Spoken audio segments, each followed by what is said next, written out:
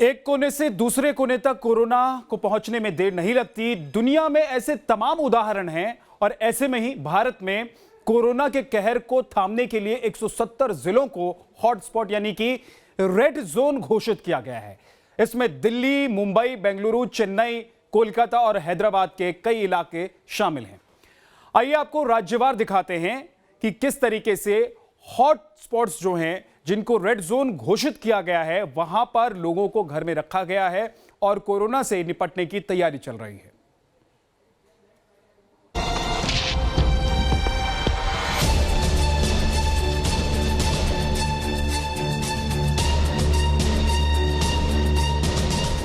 Killer corona के विरुद्ध सबसे बड़ा युद्ध।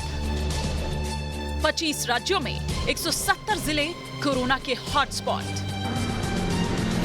क्या दिल्ली, क्या मुंबई और चेन्नई? इन दिनों एक संकल्प है कि देश को कोरोना से मुक्त कराना है। ऐसे में कोरोना प्रभावित इलाके या फिर यूं कहें कि हॉटस्पॉट में युद्ध स्तर पर सैनिटाइजेशन का काम जारी है ताकि इसकी जद में बाकी इलाके ना आ सके। देश की राजधानी में कोरोना वायरस के मामले लगातार बढ़ रहे हैं और इसके साथ ही दिल्ली में हॉटस्पॉट के इलाके में भी इजाफा हो रहा है। शुक्रवार को 8 नए इलाकों को कोरोना वायरस का हॉटस्पॉट घोषित कर दिया गया। दिल्ली पुलिस लगातार लोगों से लॉकडाउन का पालन करने की अपील कर रही है, लेकिन हॉटस्पॉट में तब्दील जहांगीरपुरी में अभी भी लोग बाज नहीं आ रहे। जहांगीरपुरी में एक कंटेनमेंट जोन है, वहाँ पे एक ही कुनबे के 26 लोगों को कोरोना मिला है कल, एक ही परिवार के। तो वो 26 लोग मतलब पास कई सारे उनके मकान थे, तो वो एक दूसरे के घर में जा रहे थे। इस कंटेनमेंट के बावजूद भी एक दूसरे के घर जा रहे थे। राजस्थान में पिछले 24 घंटे में 41 नए मामले सामने आने के बाद मरीजों का आंकड़ा 1200 को पार कर गया है।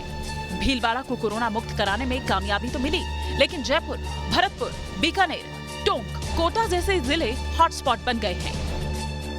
जयपुर में 2 कोरोना मरीजों ने दम तोड़ दिया। इससे मौत का आंकड़ा 17 तक पहुंच चुका है। राजस्थान में कोरोना के मरीजों की संख्या लगातार बढ़ती जा रही है, लेकिन 6 जिलों में संख्या अधिक बढ़ना प्रशासन और सरकार के लिए चिंता का विषय बना हुआ है। जयपुर में अभी तक 496, जोधपुर में 156, कोटा में 97, टोंक में 93, भरतपुर में 70, बांसवाड़ा में 60। इन जिलों में लगातार मरीजों की संख्या बढ़ती जा रही है।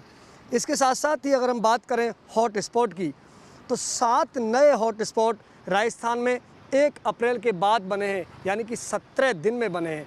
17 दिन में लगातार वहाँ मरीजों की संख्या बढ़ी है। 1 अप्रैल से पहले इन 7 जिलों में एक भी कोरोना पॉजिटिव नहीं था, लेकिन अब ये 7 जिले हॉट स्पॉट बन चुके हैं, जिनमें भरतपुर है, बांसवाड़ा है, कोटा है, टोंक है, बीकानेर है। इस तरह 7 जिले शामिल हैं जो 1 अप्रैल के बाद नए हॉट स्पॉट बने हैं। 23 करोड़ आबादी वाले राज्य उत्तर प्रदेश में कोरोना का कहर और ना बढ़े, इसके लिए मुख्यमंत्री योगी आदित्यनाथ ने वीडियो कॉन्फ्रेंसिंग में सभी स्वास्थ्य अधिकारियों को टेस्टिंग में तेजी लाने का आदेश दिया, क्योंकि आगरा के बाद लखनऊ कोरोना के नए हॉटस्पॉट के तौर पर सामने आए हैं, जहां कोरोना मरीजों की तादाद 150 के पार जा चुकी है। बीते 24 घंटे के दौरान उत्तर प्रदेश में 10 और हॉटस्पॉट चिन्हित किए गए हैं। इन्हें मिलाकर सूबे में हॉटस्पॉट इलाकों की कुल संख्या अब 279 हो गई है। नोएडा, मेरठ, लखनऊ, आगरा, सहारनपुर में ज्यादा केस हैं। राहत की बात यह है कि प्रयागराज, बरेली समेत कई जिले कोरोना मुक्त हुए। प्रदेश में कुल एक्टिव केसेस 869 रह गए हैं कोरोना के। 969 में से अब केवल एक्टिव केसेस 869 रह गए हैं, 869।